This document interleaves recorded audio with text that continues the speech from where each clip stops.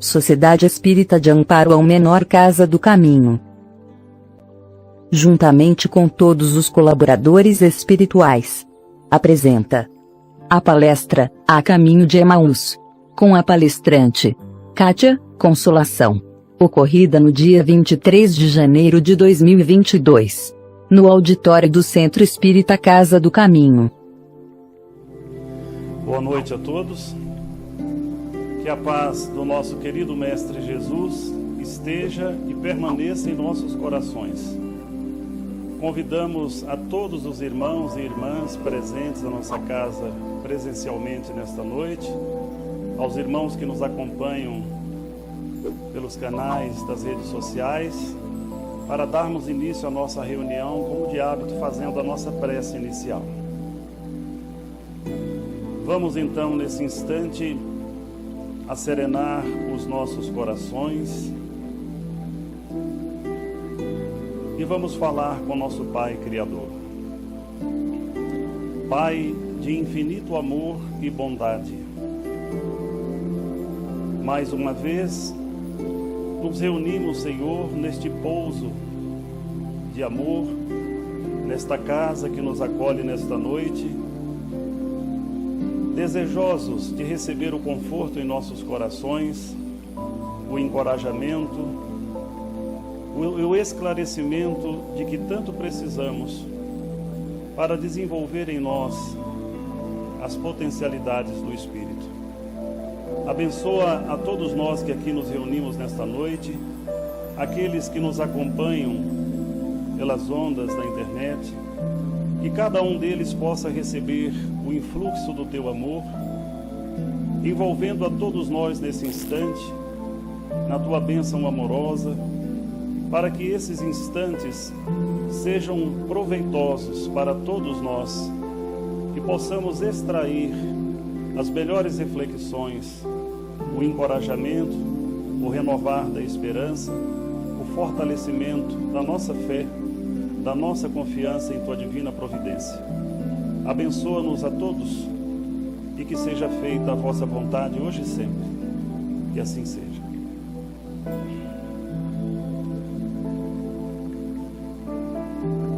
Nós vamos fazer aqui uma leitura preparatória do livro Fonte Viva, autoria espiritual de Emmanuel, psicografia de Francisco Cândido Xavier. A mensagem de número 9, estejamos contentes. Tendo, porém, sustento e com que nos cobrirmos, estejamos com isso contentes. Paulo, primeira carta a Timóteo, capítulo 6, versículo 8. O monopolizador de trigo não poderá abastecer-se à mesa, senão de algumas fatias de pão, para saciar as exigências da sua fome. O proprietário da fábrica de tecidos não despenderá senão alguns metros de pano para a confecção de um costume destinado ao próprio uso. Ninguém deve alimentar-se ou vestir-se pelos padrões da gula e da vaidade, mas sim de conformidade com os princípios que regem a vida em seus fundamentos naturais. Por que esperas o banquete, a fim de ofereceres algumas migalhas ao companheiro que passa faminto? Por que reclamas um tesouro de moedas na retaguarda, para seres útil ao necessitado? A caridade não depende da bolsa, é fonte nascida do coração. É sempre respeitável o desejo de algo possuir, no mealheiro para o socorro do próximo, ou de si mesmo, nos dias de borrasca e insegurança. Entretanto, é deplorável a subordinação da prática do bem ao cofre recheado. Descerra, antes de tudo, as portas da tua alma e deixa que o teu sentimento fulgure para todos à maneira de um astro cujos raios iluminem, balsamizem, alimentem e aqueçam. A chuva, derramando-se em gotas, fertiliza o solo e sustenta bilhões de vidas. Dividamos o pouco e a insignificância da boa vontade. Amparada pelo amor, se converterá com o tempo em prosperidade comum. Algumas sementes, atendidas com carinho no curso dos anos, podem dominar glebas imensas. Estejamos alegres e auxiliemos a todos os que nos partilhem a marcha, porque, segundo a sábia palavra do apóstolo, se possuímos a graça de contar com o pão e com o agasalho para cada dia, cabe-nos a obrigação de viver e servir em paz e contentamento. Bem, irmão, nós temos hoje a alegria de receber em nossa casa a nossa irmã Cátia Consolação, uma dedicada servidora da Seara Espírita, que comparece à nossa casa para semear as mensagens da noite de hoje. Que Jesus a inspire.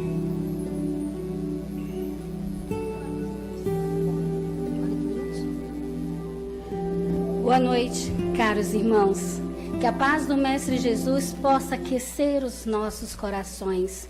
Que a luz do teu evangelho de amor possa nos envolver, ser o farol a guiar os nossos passos em nossa jornada evolutiva. E falando em jornada evolutiva, as reflexões da noite vão estar baseadas na passagem evangélica de Lucas, capítulo 24, versículos de 13 a 35, que tem por título A Caminho de Emaús.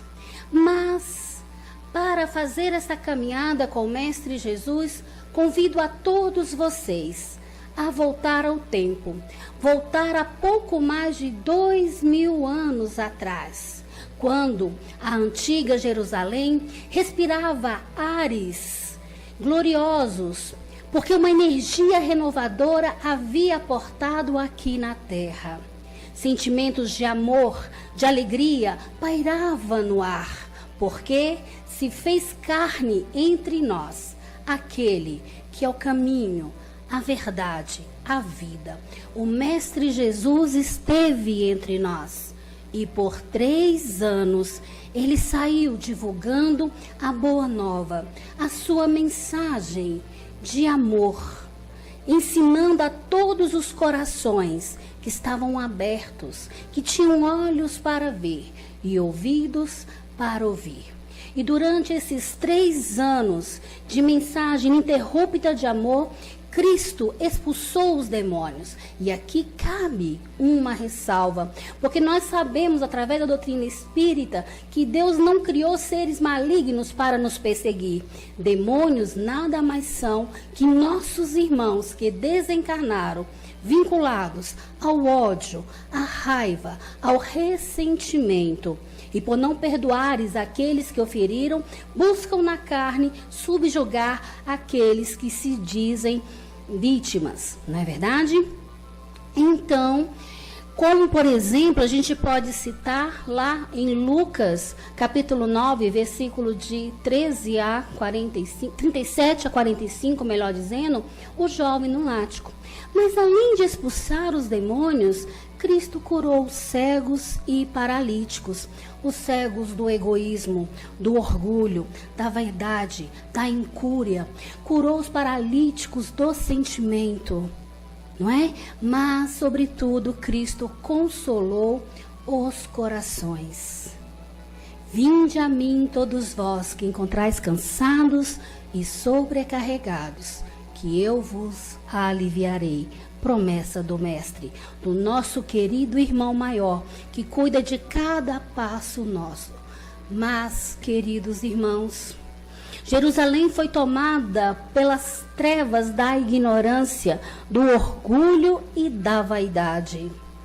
E o mesmo povo que bradou hosanas ao Cristo Redentor, o convidou a deixar o nosso planeta pelas portas infame de uma cruz.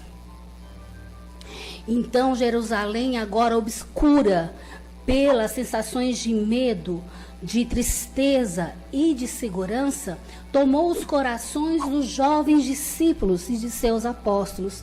E muitos, com medo, quiseram se esconder de tudo aquilo que estava acontecendo, com medo de ter o mesmo triste fim que o Mestre Jesus, preso em uma cruz.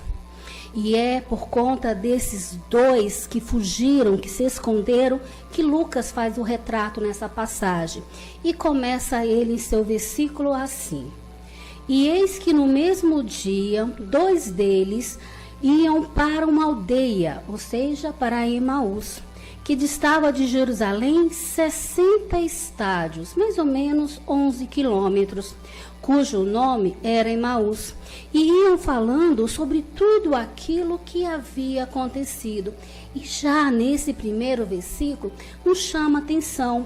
Que dia era esse? Que mesmo dia? Esse dia se tratava justamente do 3º dia, o dia que o Cristo ressuscitou, e que as mulheres foram ao seu sepulcro levar óleo e perfume para balsamizar o corpo do mestre, uma vez que não tinha dado tempo de fazer isso anteriormente, porque isso é um ato de caridade para com os mortos. Mas, chegando lá, para surpresa, o sepulcro estava aberto, não é? E Cristo lá não se encontrava. Elas depararam com 2 anjos que falaram: Ele ressuscitou.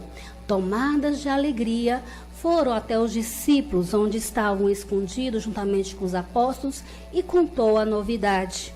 Eles se dirigiram ao local, constatou que estava realmente aberta a porta do sepulcro. Não encontraram o mestre, mas muitos deles não acreditaram que ele havia ressuscitado e debandaram, desistiram, saíram, porque não queria ser vinculado a nenhum dos apóstolos do Mestre Jesus e tampouco a doutrina renovadora que o Mestre havia trazido para cada um de nós. E são esses 2 personagens que se evadem do local que a gente vai conversar essa noite. Então eles deixam Jerusalém e tomam o rumo de Emaús. E aí um outro fato é interessante, meus irmãos, porque a distância física de Jerusalém a Emaús gira em torno de 11 quilômetros. E 11 quilômetros percorrido a pé não demora um tempo muito grande.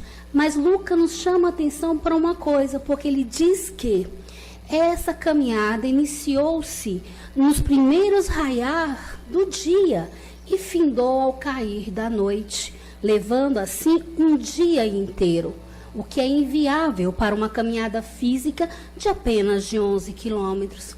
Então, Lucas não está nos convidando a uma caminhada física. Ele está nos convidando a um outro patamar, uma caminhada espiritual, uma caminhada no nosso campo mental, na nossa mente.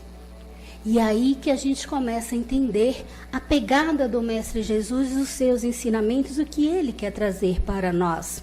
Porque Jerusalém, em hebraico, significa cidade da paz. E a Jerusalém é buscar a comunhão com o Mestre Jesus, com seus ensinamentos, com Deus nosso Pai.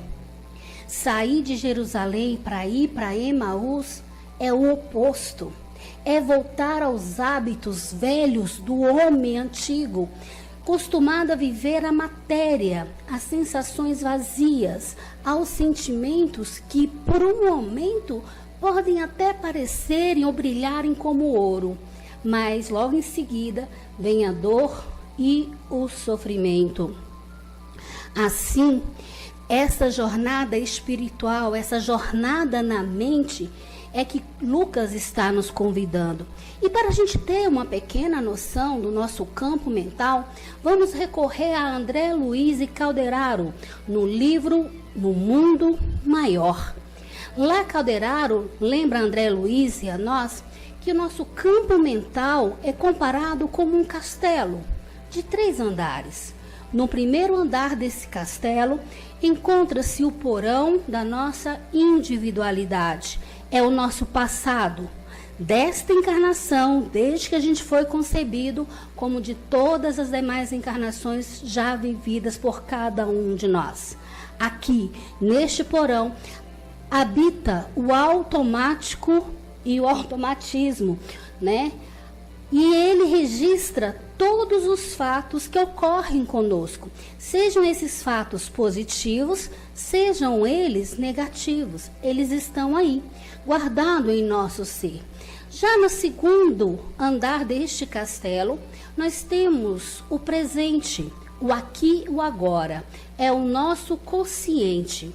E nesse presente mora o esforço e a vontade. De quê? De se renovar, de mudar, de fazer diferente, de reconstruir a nossa história. E no terceiro andar desse castelo estão o supraconsciente, aonde fica guardado aí todas as leis divinas que regem as nossas vidas, os conteúdos nobres que nos impulsionam a caminhar, a progredir, a buscar a perfectibilidade que compete a cada um de nós, através do esforço próprio. Então, se é uma jornada psicológica, uma jornada no campo mental, nós temos esses dois discípulos que estavam com Cristo, em comunhão com Ele, com seus ensinamentos, ou seja, visitando o terceiro andar da casa mental deles, mas com a morte do Mestre, eles caem desse andar e vai para o primeiro, quando eles começam a retornar para Emaús, deixando o velho homem ressurgir com toda a força, abandonando os conteúdos nobres que o Mestre por 3 anos tentou fortalecer em suas almas. E por que isso aconteceu? Por causa da tristeza, do medo. E Paulo, na sua segunda carta aos Coríntios, no capítulo 7, versículo 10, nos lembra que existe 2 tipos de tristeza. A tristeza, segundo Deus, que ela opera o arrependimento para a salvação, ou seja, aconteceu o fato comigo, isso vai fazer eu me movimentar para voltar ao caminho de Deus, voltar a vivenciar as suas leis. E temos a tristeza do mundo, a tristeza que gera a morte da força de vontade, de lutar, de se modificar. E foi o que aconteceu com esses 2 personagens a caminho de Emaús. A tristeza do mundo fez com que eles quase morressem e desistisse de continuar acessando os conteúdos nobres da sua casa mental e fazer a sua renovação, buscando Deus, o nosso Pai. O filho pródigo, que faz o retorno até os braços do Criador. Então, para que eles não se perdessem nesse caminho, eis que Jesus se aproximou. E com os olhos fechados, esses 2 discípulos, eles não conheceram Jesus. E a gente pergunta, por que esses olhos estavam fechados? Podemos levantar 2 hipóteses. Uma que foi promovida pelo próprio Mestre Jesus, para que eles não reconhecessem a sua presença física, porque Cristo não queria ter contato com a matéria, queria acessar a sua tela mental, a sua casa mental, e os olhos da carne iria a trabalhar. Ele queria que eles buscassem enxergar o Mestre pelos olhos da alma. Ou então a tristeza fez com que eles caíssem o padrão vibratório, e pela diferença vibratória eles não conseguiam ver o Mestre Jesus. Não é assim que aprendemos na doutrina espírita? Quem pode mais, pode menos, ajuda, mas quem pode menos não consegue acessar quem está lá em cima, não é verdade? Então é esse o convite do Mestre. Presta atenção em você, busque dentro de você esse novo olhar. Olhe com os olhos da alma aquilo que está acontecendo com cada um de vocês. E então disse-lhes Jesus diante isso: que palavras são essas que caminhando trocais entre vós? E por que estar triste? Olha o Mestre perguntando, por que vocês estão tristes? Não tem motivo para isso. E Cleófas, que significa o ouvinte, em hebraico disse: tu és peregrino, ou seja, caminhando, né, em Jerusalém e não sabe essas coisas que nela têm sucedido? Como assim? Você não viu o que aconteceu? Tudo o que aconteceu com o Mestre Jesus e está perguntando para nós? Então, meus irmãos, nesta passagem, a caminho de Emaús, a gente precisa fazer o destaque de 3 personagens principais. Nós temos o Cleófas, que é o ouvinte, aquele que abre o ouvido para ouvir. Temos também o Mestre Jesus, que está ali buscando incentivar a todos. E tem o terceiro. Mas quem é esse terceiro? Não tem nome nessa passagem. Sabe por que não há o nome? Porque esse terceiro é cada um de nós. Ele representa cada um de nós. É o Cristo nos convidando, diante da dor, do sofrimento que paira ao nosso derredor, que a gente não está sozinho, que a gente pode caminhar com Ele. Basta acessá-lo, como a gente vai ver lá mais à frente. Então, esse terceiro personagem é nós, e Lucas está nos convidando agora, nesse momento, a caminhar junto com o Mestre Jesus e Cleófas nessa estrada, para ver que ensinamentos o Mestre Jesus pode trazer para junto de nós. Então, eles continuaram falando com o Mestre. As que dizem respeito a Jesus, o Nazareno, que foi homem, profeta, poderoso em obras e palavras, diante de Deus e de todo o povo. Olha, eles ressaltam qualidade de Deus, mas eles usam o verbo no passado. Foi. Como assim foi? Ele é. E por que eles usaram o verbo no passado? Como se abandonasse tudo que o Mestre Jesus tinha feito até ali. Desprezasse todos os ensinamentos, todos os esforços, as curas, os milagres, né, os consolos, tudo eles abriram mão e continuaram dizendo ao Mestre: como os sumos sacerdotes e as autoridades o entregaram à condenação de morte e o crucificaram. Nós, continua eles, nós esperávamos que fosse ele o que remisse Israel, mas agora sobre tudo isso, e já hoje é o terceiro dia desde que essas coisas aconteceram. E aí, novamente, a gente volta a ter contato com o verbo no passado. Esperávamos, mostrando quanto a nossa fé é frágil. Como se a gente precisasse ter sempre algo palpável junto de nós para testemunhar aquilo que a gente é convidado como filhos de Deus a testemunhar. A grandeza de Deus, nosso Pai, porque Ele é um pai, Ele não é um padrasto. E eles esperavam que o Cristo viesse com um regimento armado e liberasse todos materialmente, mas o Cristo não estava preocupado em libertar a carne. Ele estava preocupado em liberar a alma, o coração, a mente. Por isso que Ele é o nosso modelo e nosso guia.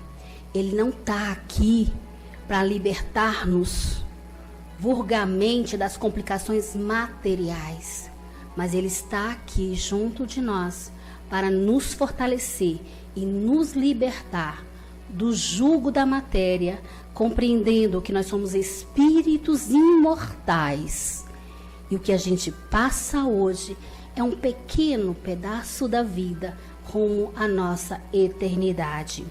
E continua eles a Jesus. É verdade também que algumas mulheres dentre nós que nos maravilharam as coisas de madrugada, porque elas foram ao sepulcro. Olha só. Então eles até ficaram contentes. Oh, Cristo ressuscitou, e foram todo mundo para o sepulcro lá. Mas chegando lá, o corpo não estava. E muitos voltaram aos antigos esconderijos por medo. E esses dois fizeram o quê? Pegaram um beco. Eu vou ficar aqui em Jerusalém? para ser morto igual ao Cristo ou algum dos seus apóstolos? De jeito nenhum. E fugiram, não é? Então, eles viram que tudo isso era por questões de medo de agir. Então, a gente faz uma pergunta simples. Por que esses discípulos, né, não cogitaram da possibilidade de Jesus ter ressuscitado? Cristo antes falou para ele, por tudo que ele ia passar, que ele iria ser crucificado, que ele iria morrer, que ele ia ressuscitar, que eles não se preocupassem, que ele estaria com eles, mas eles não acreditaram. Mesmo vendo o sepulcro aberto, eles não acreditaram. Sabe por quê, meus irmãos? Por medo. Medo, porque a cultura judaica trazia a seguinte informação: quem morre na cruz é maldito, e o seu corpo não pode ser enterrado com os seus. E diz mais, o medo desfigura a realidade. Coisas insignificantes, pequenas, se agigantam e se avolumam, fazendo a gente ver todas as situações distorcidas. E não é verdade? Quem de nós já não passou por isso? Diante de um problema, nós fomos tomados por um medo e achamos que esse problema era enorme. E quando vencido, a gente para e pensa, nossa, será que não era tão grande como parecia ser? Porque você venceu. Não é verdade? A gente precisa ter essa compreensão. Mas quando a gente deixa esse monstro devorador nos corroer por dentro, a gente dá um tamanho enorme para ele. Nós não podemos subestimá-lo, achar que ele é insignificante, tampouco supervalorizá-lo. Nós temos que dar o tamanho exato para que a gente possa, através da nossa mente, trabalhar e dos nossos valores, das nossas habilidades, o melhor recurso para modificar e resolver o problema que bateu à nossa porta. E aí Cristo, voltando-se aos dois discípulos, disse, ó nécios, ou seja, ó ignorantes. Ignorantes não no sentido vulgar da palavra, como a maioria das pessoas utiliza. Ignorante no sentido de falta de conhecimento. Cadê o conhecimento que eu mostrei para vocês? Vamos estudar mais? Vamos aprofundar? E a doutrina espírita, meus irmãos, nos fornece um cabedal de oportunidades de estudos e esclarecimentos. E continua o Mestre Jesus, e tardos de corações, lentos, para crer em tudo o que os profetas disseram. Porventura, disse o Mestre, não convinha que o Cristo padecesse estas coisas e entrasse na sua glória? Não estava nas Escrituras? Está, né, meus irmãos? Basta ler o Velho Testamento que a gente vai ver todas as profecias cumpridas pelo Mestre Jesus desde quando ele aqui aportou entre nós. Não é verdade? E começando por Moisés e por todos os profetas, explicava-lhes o que dele se achava em todas as Escrituras. O que o Mestre Jesus está fazendo aqui neste momento? Eles estão com medo. Eles estão pensando só no presente, no aqui, no agora. Eles deram um tamanho maior à problemática do que estava acontecendo. Cristo está fazendo, vamos voltar a tecer o andar da casa mental ou do castelo, se a gente preferir? Vamos buscar os conteúdos nobres que lá reside, que nos impulsiona a caminhar, a progredir, a nos movimentar. Porque é lei. A lei do progresso nos caminha, nos empurra para retornarmos aos braços de Deus, nosso Pai. Então, o que o Cristo está fazendo é dar uma injeção de ânimo a esses dois irmãos que estavam desfalecidos, né? Moralmente, espiritualmente falando. E o caminho continua até eles chegarem no finalzinho da tarde. Por que será que foi no finalzinho da tarde? Para mostrar que não importa o tempo que se leva, nós estamos sempre lá. E quando eles chegaram a Emaús, na aldeia, Cristo fez que ia para longe. Cristo fez menção que ia se afastar deles. E eles o constrangeram, dizendo: fica conosco, porque já é tarde e já declinou o dia, entre para ficar. E o Cristo entrou para ficar com eles. Esse trecho é extremamente significativo, caros irmãos, porque ele está falando, mostrando que o Cristo, que é todo amor e bondade, respeita o nosso livre-arbítrio. Diante da dor, do sofrimento, das dificuldades que batem à nossa porta, ele está ao nosso lado, caminha lado a lado com a gente, mas ele não nos constrange e não nos obriga a nada, mas nos orienta, mas nos consola, mas nos fortalece. Então cabe a nós buscar a presença do Mestre Jesus junto a nós. Por isso que o Cristo aguarda o convite deles. Ele passou o caminho todo relembrando, fazendo acessar o conteúdo nobre do terceiro andar desse castelo da casa mental que cabe a cada um de nós. Mas cabe a cada um aceitar ou não. Por isso que está no Evangelho: bata a porta e a porta vos abrirá. Buscai e achareis. Pedi e obtereis. Ou seja, faça a sua parte. Movimente-se. Só você não está. Eu estou aqui do seu lado. Mas a jornada é tua. O caminhar é teu. Eu ando contigo. Mas o esforço tem que ser feito por você. E Cristo, ao entrar junto com eles nesse local, ele foi e repartiu o pão e deu aos discípulos. E quando ele fez isso, logo em seguida, ele desapareceu. Por que que o mestre desaparece? Porque ele não quer nada físico. Ele quer nos convidar pelos olhos da alma, do coração, da mente. Me ouça, siga-me, eu estou junto a vós. Não precisa de me ver fisicamente, porque eu habito em cada um de vocês, através dos meus ensinamentos, através dos meus exemplos. É a coragem que o Cristo está nos dando, mostrando para nós, por mais triste e complicado que seja o momento que estamos passando, ele permanece diuturnamente com cada um de nós.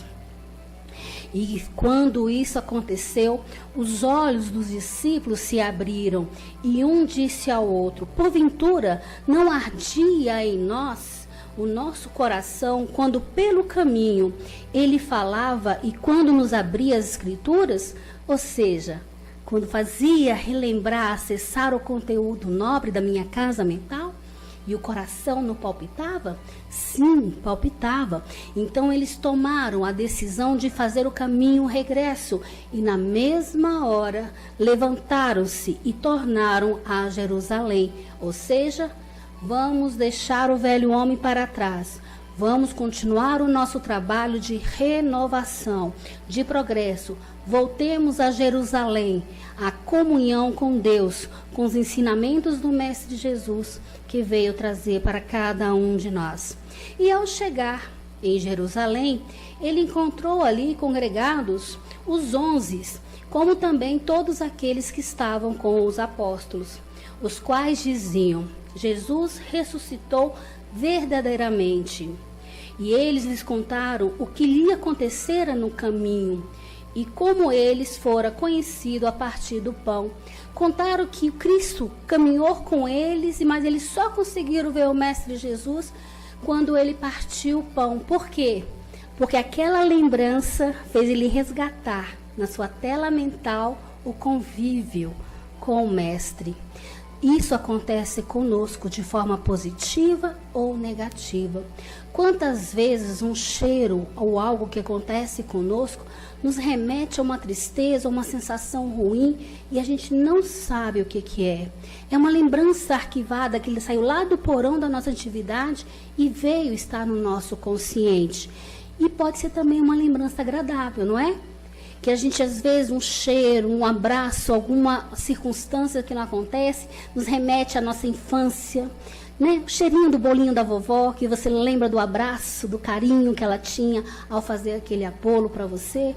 Então, quando ele partiu o pão, eles conseguiram resgatar na sua memória afetiva o convívio com o Mestre Jesus. E aí eles se puseram em movimento para voltar ao esforço de continuar a sua jornada evolutiva.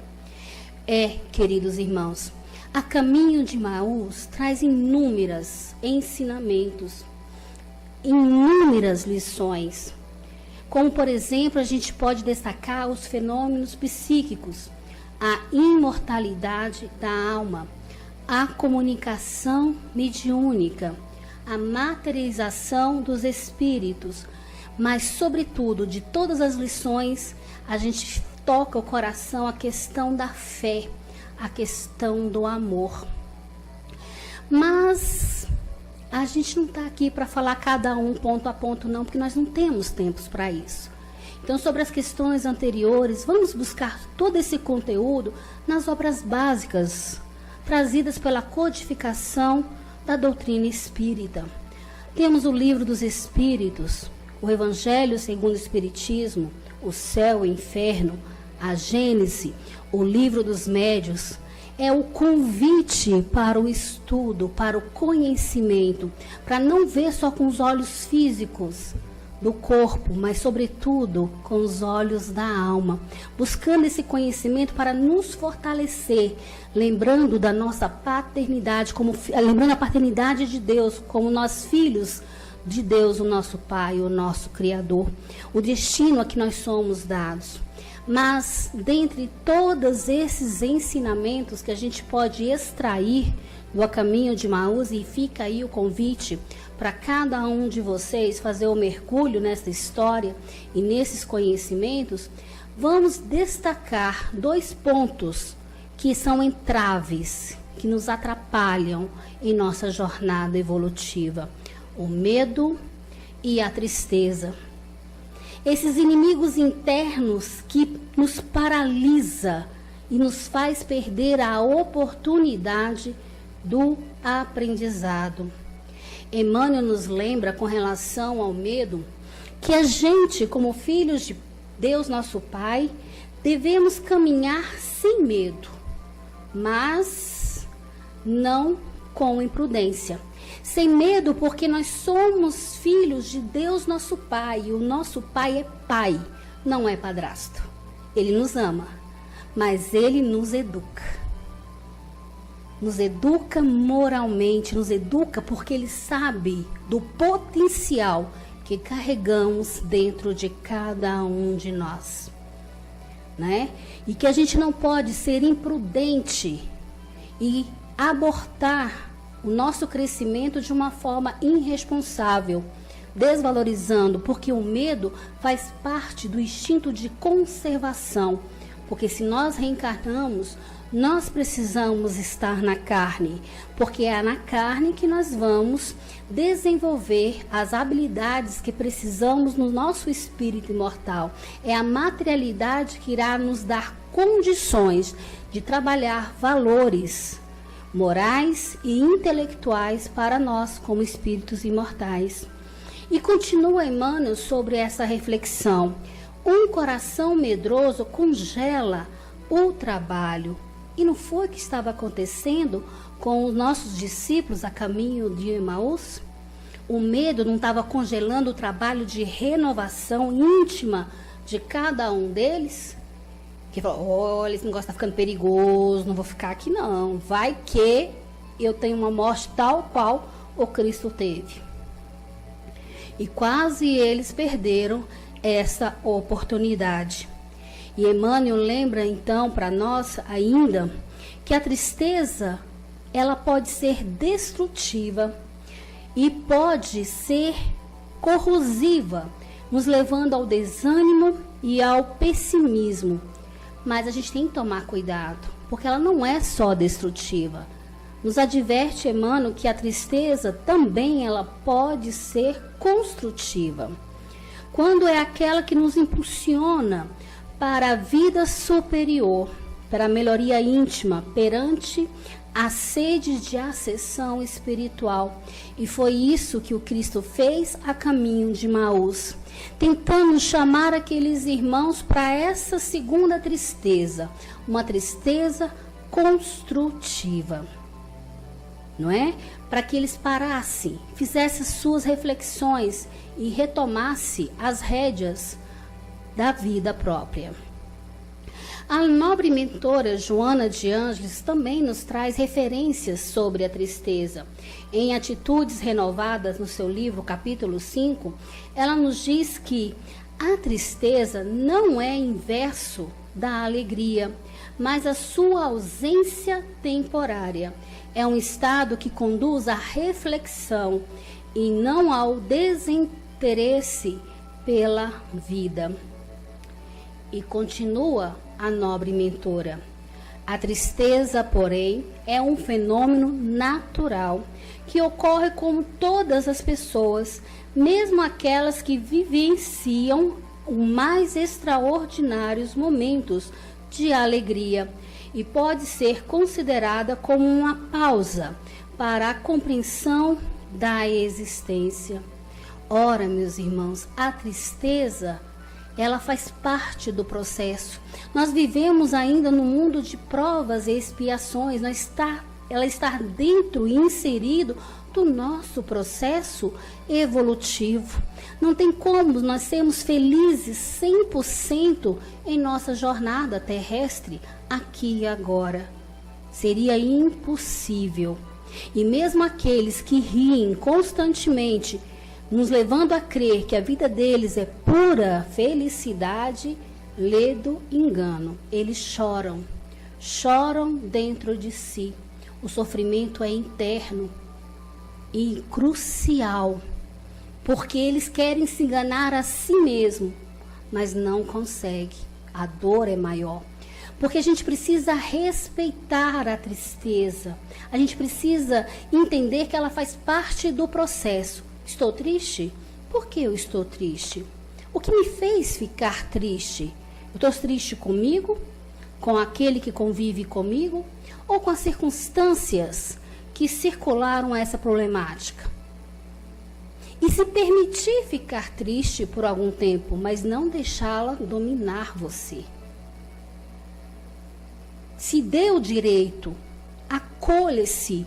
Também não negue. Negar é desprezar. E a gente viu que ignorar, ela ganha força. Estou triste. Beleza. Por que eu estou triste? Faça a reflexão do motivo da sua tristeza. Tem como modificá-la aqui agora? Trabalhemos para modificar. Não depende de mim? Será? Se depender do outro, eu estou permitindo que o outro assuma as rédeas da minha vida. Mas se eu permito a tristeza até um certo ponto e falo para ela: obrigada, amiga, agora eu vou caminhar.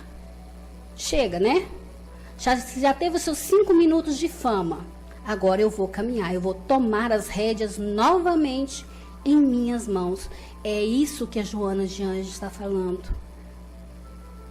Que a gente nos acolha, mas não acalente ela eternamente. Porque se a gente acalentar, ela se torna depressão e aí vai ficando cada vez pior.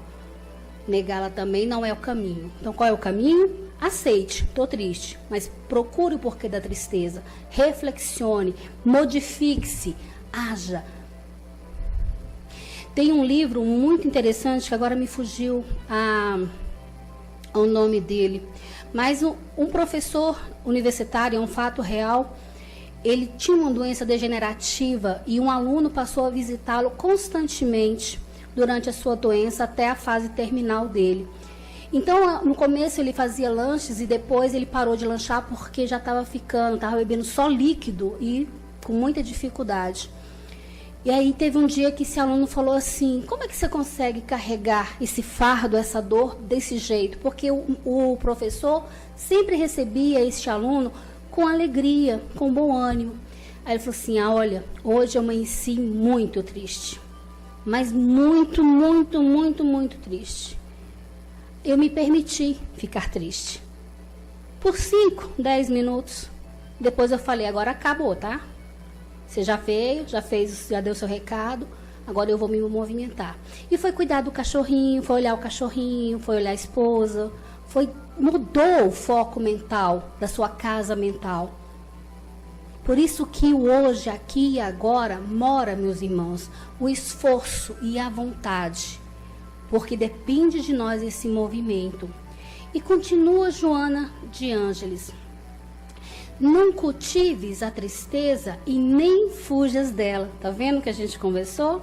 Aceitando-a quando te apresentar e retirando dela o melhor resultado. Da oportunidade de reflexão que ela te proporciona. Com esse comportamento estarás experienciando atitudes renovadas. E é isso que o caminho de Emaús está nos convidando. A renovação dos nossos pensamentos, das nossas atitudes. Para que a gente não focalize na dor e no sofrimento, mas na solução que podemos movimentar e fomentar com as nossas habilidades intelectuais e morais. E para tanto, caros irmãos, nós necessitamos das lições morais do querido Mestre Jesus. Porque são seus ensinamentos que renovam a nossa casa mental, que nos dá força, que nos dá ânimo, que faz a gente entender a necessidade do perdão. Porque perdoar exige um ato de coragem. A tristeza pela dor que alguém nos feriu, ela é recompensada quando a gente consegue verdadeiramente perdoar. Perdoar não é dar carta de alforria a quem nos ofendeu. Perdoar é nos libertar. Libertar da mágoa, libertar do ressentimento, de tudo aquilo que nos segura em nossa marcha evolutiva. Sem dúvida nenhuma, não é à toa que o Mestre Jesus é o nosso modelo e o nosso guia. E devemos muito a este irmão, que por amor desceu até aqui, junto a nós. Por amor mostrou que, mesmo não precisando passar por nenhuma dificuldade, por nenhuma dor nem sofrimento, ele veio mostrar que nós, filhos ainda, irmãos da retaguarda, filhos de Deus nosso Pai, devedor ainda das leis divinas, precisamos tomar as nossas cruzes e caminhar, nos fortalecendo com os ensinos. Talvez seja por isso que Joana de Ângeles disse para nós que o culto do Evangelho no lar educa o nosso espírito nas verdades divinas, ensina-nos a agir e a tomar atitudes moralmente éticas e cristãs. É o Evangelho do Cristo que nos traz lições de otimismo vivo, o fator psicológico capaz de renovar os nossos padrões de comportamentos, impedindo que o medo, a depressão e a angústia se instale em nossos corações, em nossas almas. Nós não estamos sós, queridos irmãos. As trevas bateram novamente o nosso querido planeta Terra, a escuridão, a noite fria. A Terra parou por alguns tempos. Nós fomos obrigados a deixar o nosso cotidiano para ficarmos reclusos. Medo, insegurança. Fomos constrangidos a viver num ambiente, nós que vimos nossos pais, nossos filhos, nossos maridos uma vez por dia ou a cada uma hora em cada dia, dependendo, a gente foi obrigados a conviver. Um convite a novas reflexões, para não olhar para fora, mas sim olhar para dentro. Ensinamentos que trouxeram dores para alguns, aprendizados para outros. Quantas pessoas perdemos, queridas, conhecidas, sejam parentes, amigos, e isso machucou muito, e ainda dói. Mas o Cristo, o nosso companheiro de todas as horas, está conosco, nos convidando à renovação, lembrando que somos espíritos imortais, que precisamos olhar para dentro de nós, buscar acessar o conteúdo da nossa casa mental, para não olhar o lado negativo das coisas e buscar sempre o olhar educativo das coisas que nos acontecem. Porque a mensagem do Cristo, caros irmãos, não termina na cruz, termina na sua ascensão. E Cristo vive em cada coração de vocês. Ele está conosco, caminhando ao nosso lado. Então vamos abrir o nosso coração ao Mestre. Vamos abrir-lhe a mente para que Ele nos invada e nos encha de luz, de esperança, de força e de coragem para continuar caminhando. E que esse caminho de Emaús seja uma das estradas percorridas das inúmeras outras que nós vamos percorrer. Porque somos herdeiros de Deus nosso Pai. Somos filhos do Eterno. E o nosso destino é a luz. Fique em paz e que Jesus abençoe a todos. Agradecemos por você ter assistido essa palestra. Se você gostou, compartilhe com seus amigos.